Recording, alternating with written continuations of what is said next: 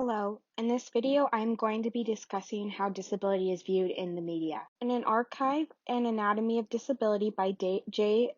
Timothy Dolmage, the author writes about how in the media there are a lot of myths about disability and how they are portrayed. The myths are disability as a pathology, killer cure, overcoming or compensation, disability as an object of pity and or charity, physical deformity as a sign of internal flaw, disability as isolating and individuated, disability as a sign from above, disability as a symptom of human abuse of nature, disability drift, and the disability hierarchy and disability drop. The three specific ones I am going to focus on how they are portrayed in the media are disability as an object of pity and or charity, killer cure, and disability drop.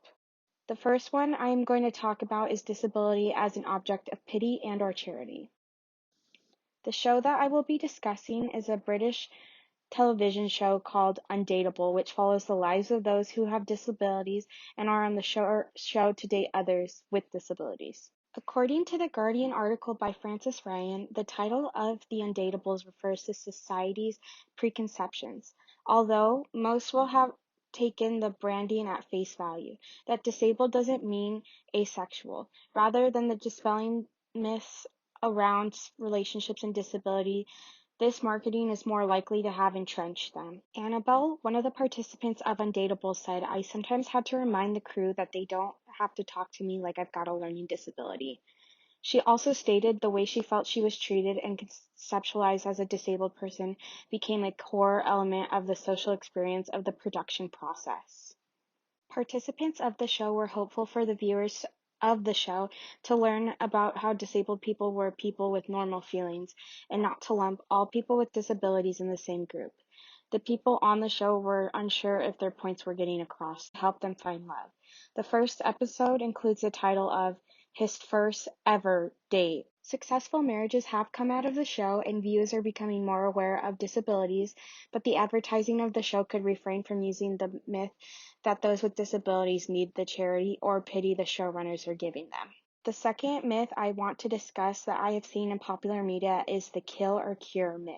Dolmage references of Mice and Men by John Steinbeck in his chart, but I think there is more to what he is saying. Lenny was killed because he killed 2 dogs and a woman. George decided he had to kill Lenny because he thought that Lenny was out of control and believed that he could not redeem himself. This relates to the kill or cure myth because George felt like he had no other choice, and in common analysis of this book, people look at George as a hero for doing this.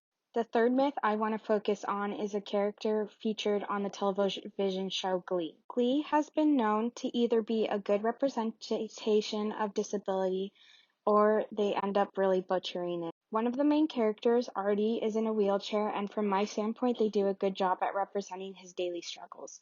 Artie is not the one I will be focusing on in this myth, though. A main plot line in the first season of the show is one of the characters, Tina, has a stutter when she speaks. She drops this stutter when she gets into the Glee club because she realized she doesn't need to pretend to have one anymore. This is the disability drop myth which Glee uses as a part of the climax of an episode. Dolmage says that this is harmful because it also infers that people might fake disability to get out of military service or criminal sentence or to gain something else like welfare. This myth can be harmful because the viewers of Glee could see someone with a stutter and assume that they are faking it because they are not confident in themselves. Do not get me wrong, media has come a long way. Here is a list of shows that I have seen that portrayed disability in a good light, but if I tried hard enough, I could probably find a disability myth in every show listed. It is important as consumers of media that we realize these myths and do not use them to judge others with disabilities. Thank you for watching.